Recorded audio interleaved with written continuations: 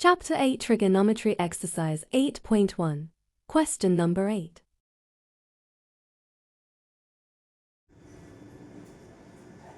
Hello बच्चों, कैसे हैं आप लोग? उम्मीद है सब अच्छे होंगे। थोड़ा कुछ दिनों से वीडियो नहीं डाल पाया, थोड़ा तबीयत डाउन थी। आज मैं उसी कंटिन्यूएशन में आपको क्लास 10th की ट्रिग्नोमेट्री एक्सरसाइज 8.1 क्वेश्चन नंबर आज हम करेंगे 8, जो कि बड़ा इंपॉर्टेंट क्वेश्चन है। ठीक है, आप लोगों के पास बुक है, आप लोग बुक में ज़रा क्वेश्चन देखिए। क्वेश्चन लिखा है 3 cot A। Question is 3 cot A is equal to, given है 3 cot A is equal to 4। ठीक है ना, 3 cot A is equal to 4 find करना है या चेक करना है। चेक वेदर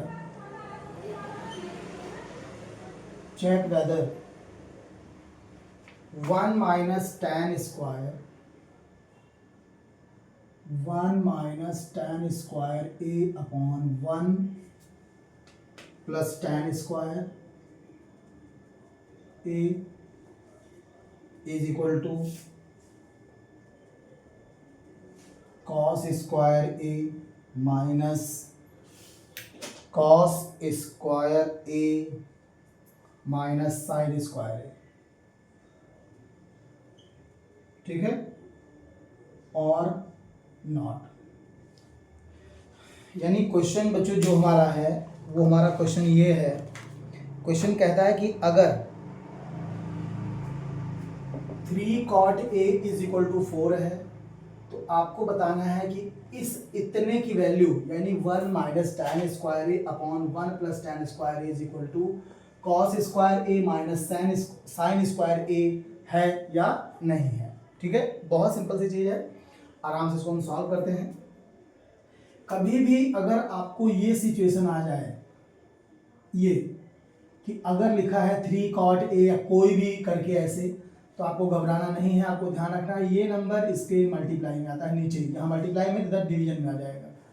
तो ये हो जाएगा आपका यहाँ से cot A is equal to 4/3। समझ गए? cot A क्या हो गया? 4/3।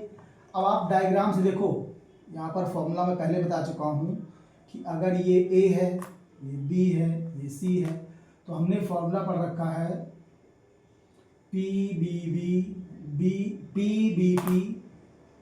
HHB। ठीक है ना, ये साइन है, ये कॉस है, ये टेन है, ये कॉसेक, सेक और कॉट। यानी कॉट का फॉर्मूला क्या होता है? Cot theta is equal to होता है B/P, base upon height, base upon perpendicular. ठीक है ना, तो अगर कॉट में यहाँ ये है तो इसका मतलब B की वैल्यू यानी बेस 4 और P मतलब 3 परपेंडिकुलर ये।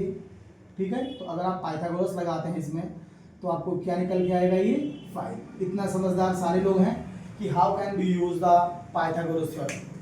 अगर आपको पाइथागोरस थ्योरम में करके अगर आपको ये निकालना है मीन्स BC, तो आप दोनों का स्क्वायर करके जोड़ के और उसका रूट निकाल सकते हैं। अगर इन दोनों में से कोई एक अननोन है और ये नोन है तो इसके स्क्वायर में से इन दोनों में से किसी का एक का स्क्वायर माइनस कर सकते हैं। तो ये हमारा आ गया BC इज इक्वल टू 5। ठीक है, पाइथागोरस से। अब यहाँ पे देखो आपकी रिक्वायरमेंट क्या क्या है? tan, cos और sin।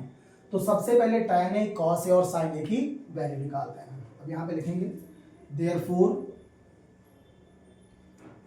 tan A, tan P/B, P/B, tan हो गया P/B, परपेंडिकुलर अपॉन बेस। अब इससे देखो A है ये, तो इसके लिए परपेंडिकुलर की वैल्यू 3 हो जाएगी और बेस हो जाएगा 4। tan की वैल्यू 3 हो गई। दूसरा है इसमें cos A, cos होता है sin cos B/H, B/H। तो B यानी बेस की वैल्यू आपकी कितनी है? A के केस में 4 है और H की वैल्यू 5 है। ठीक है ना, cos निकल गया। अब यहाँ पर आप sin निकाल दो। sin A हो जाएगा परपेंडिकुलर अपॉन हाइपो। चलो मैं साइन यहाँ निकालता हूँ बच्चों, तो थोड़ा थोड़ा नीचे पड़ता है, ठीक है। अब यहाँ हम चलेंगे sine, sine A is equal to होता है P बाई एच, ठीक है ना। अब यहाँ से देखो P कितना है परपेंडिकुलर 3 और H कितना है हमारा 5, यानी जो हमारी क्वेश्चन की रिक्वायरमेंट थी वो सारी वैल्यू हमें निकल गई। यहाँ से दोनों tan था, tan निकाल लिया, cos निकाल लिया, sin निकाल लिया, ठीक है ना। तो अब क्वेश्चन हमारा है इसमें, ये इसका LHS पार्ट है, ठीक है, और ये इसका RHS पार्ट है। हमें देखना है कि क्या दोनों बराबर हैं या नहीं है, ठीक है। तो लिखेंगे therefore 1 minus tan square a upon 1 plus tan square a, ठीक है। अब यहां पर बच्चों हम लिखेंगे 1 माइनस, अब tan की वैल्यू चेक करिए जरा क्या है 3/4, तो यहां लिखेंगे हम 3/4 होल स्क्वायर अपॉन यहाँ पर 1 प्लस 3/4 स्क्वायर, सॉल्व करेंगे 1 माइनस 9 अपॉन 16 अपॉन ये हो जाएगा 1 प्लस 9 अपॉन 16, ये हो जाएगा 16 माइनस 9 अपॉन 16, ये हो जाएगा 16 प्लस 9 अपॉन 16, 16 से 16 कैंसिल हो जाएगा, 16 में से 9 जाएगा, आपका आ जाएगा 7 और 25। मतलब कहने का है कि अगर आपने इसको सॉल्व किया तो कितना निकल के आएगा 7/25। अब इसमें RHS ले लो, यहाँ पर ये हमने लिया था यहाँ पर LHS, इधर ले लो RHS। बच्चों देखो आपकी मर्जी, आप दोनों टर्म को एक साथ लेके सॉल्व कर लो या अलग अलग सॉल्व करके इकट्ठा बराबर दिखा दो, जैसा चाहो। अब यहां से चलेंगे RHS में, ये है cos square a minus sine square ए। कई लोग इसको टर्म में बदल के भी सॉल्व करते हैं, आपकी जैसी इच्छा है। cos की वैल्यू देखिए यहां से क्या है 4/5, 4/5 स्क्वायर माइनस साइन की वैल्यू चेक करिए, यहां से ये रहा 3/5, ठीक है ना, सॉरी 3/5 स्क्वायर, तो 4 4 जा 16, 5 5 जा 25 माइनस 9 अपॉन 25। देखिए बेस दोनों के बराबर हैं तो कितना जाएगा 7 अपॉन 25।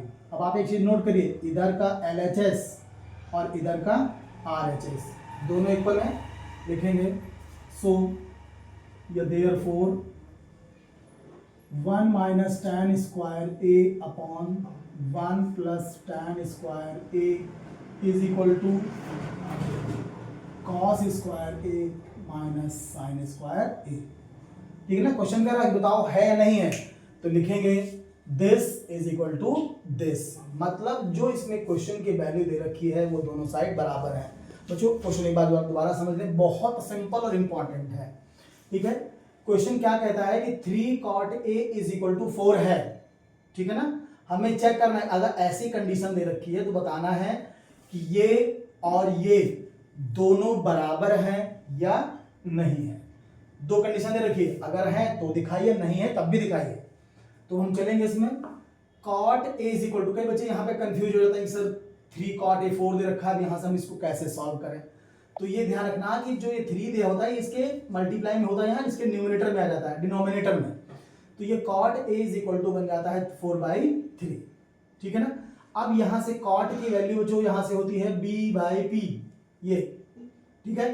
तो जब ट्राइंगल आप बनाते हैं 90 डिग्री का, तो पाइथागोरस थ्योरम से हम इसका क्या निकाल लेते हैं हाइपो, क्योंकि कॉट जो बताता है वो बेस और परपेंडिकुलर बताता है, हाइपो नहीं पता होता, तो पाइथागोरस यूज करके हम 4 करके इसका ये हाइपो फाइंड कर लेते हैं, ठीक है ना। जब हाइपो निकल गया हमारा 5, तो अब हम क्या करते हैं इसमें, जो क्वेश्चन में डिमांड करता है tan पूछ रहा है cos और sin, तो tan की वैल्यू निकाल ली, cos की वैल्यू निकाल ली, यहाँ से sin निकाल लिया, उसके बाद LHS ले लिया हमने ये, ठीक है, वैल्यू पुट करी, नॉर्मल उसका फ्रैक्शन का क्वेश्चन है, आप सॉल्व कर सकते हैं इसको, ठीक है। दूसरी तरफ RHS ले लिया, ये सॉल्व कर लिया।